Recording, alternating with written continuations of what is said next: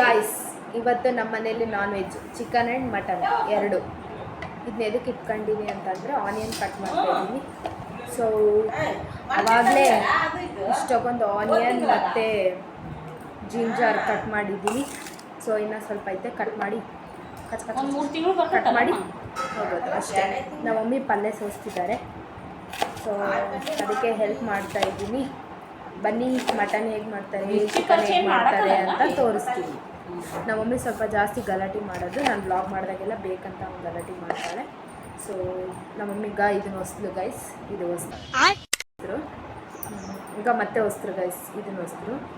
So ನಮ್ಮ mummy disturb ಮಾಡ್ತಿರ್ತಾಳೆ, ನೋಡಕ್ಕೆ ತಲೆ ಕೆಡಿಸ್ಕೋಬೇಡಿ ಗಾಯ್ಸ್. ಇವತ್ತು ನಾನೇ ಚಿಕನ್ ಮಾಡಬೇಕಂತೆ ನಮ್ಮ ಅಜ್ಜಿ ಹೇಳಿದ್ದಾರೆ. ಸೊ ಬನ್ನಿ ಹೆಂಗೆ ಮಾಡ್ತೀನಿ ಅಂತ ತೋರಿಸ್ತೀನಿ.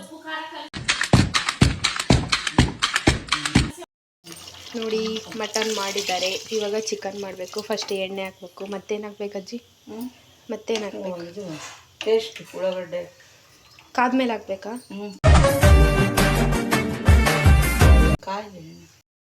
ನೆಕ್ಸ್ಟ್ ಬೆಳ್ಳುಳ್ಳಿ ಪೇಸ್ಟ್ ಹಾಕಬೇಕು.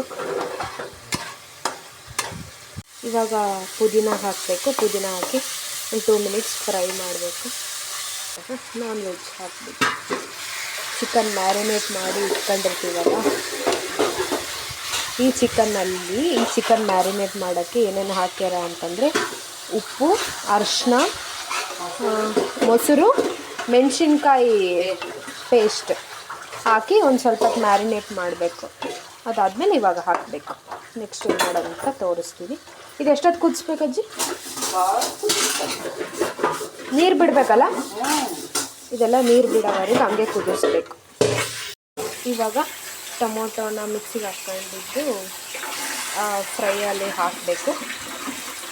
ಸೊ ಫ್ರೈಯಲ್ಲಿ ಹಾಕಿ ಮಿಕ್ಸ್ ಮಾಡಬೇಕು ಬೇಷ್. ಇದಿಷ್ಟಕ್ಕೆ 1 ಗ್ಲಾಸ್ ನೀರು ಹಾಕಿದ್ದೀವಿ. ಸೊ ಬೇಷ್ ಮಿಕ್ಸ್ ಮಾಡಿ ಸ್ವಲ್ಪ ಹೊತ್ತು ಎಲ್ಲ ಕುದ್ದ ಮೇಲೆ ಕೊತ್ತಂಬರಿ ಹಾಕಿ ಕುಟ್ಟಿಬಿಟ್ರೆ ಮುಗೀತು. ಇವಾಗ ಗರಂ ಮಸಾಲ ಹಾಕಬೇಕು. ತೆಗಿಯಮ್ಮ,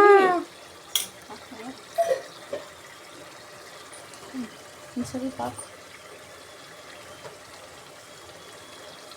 ಸಾಕ. ಕೊತ್ತಂಬರಿ ಹಿಂಗೆ ಹಾಕ್ಬಿಡ್ಲ ಮೇಲೆ ಹಾಕ್ಲಾ?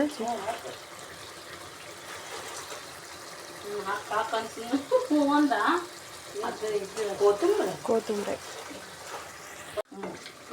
ಇವಾಗ ನೀಟಾಗಿ ಕೆಡಿಸಿ ಆಯ್ತು.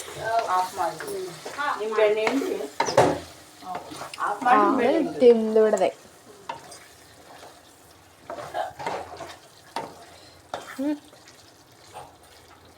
ಇಷ್ಟೇ guys, chicken green colour chicken ಮಾಡೋ ರೆಸಿಪಿ, ನಮ್ಮ ಅಜ್ಜಿ ಮಾಡೋ ಗ್ರೀನ್ ಕಲರ್ ಚಿಕನ್ ರೆಸಿಪಿ ನನಗಿಷ್ಟ.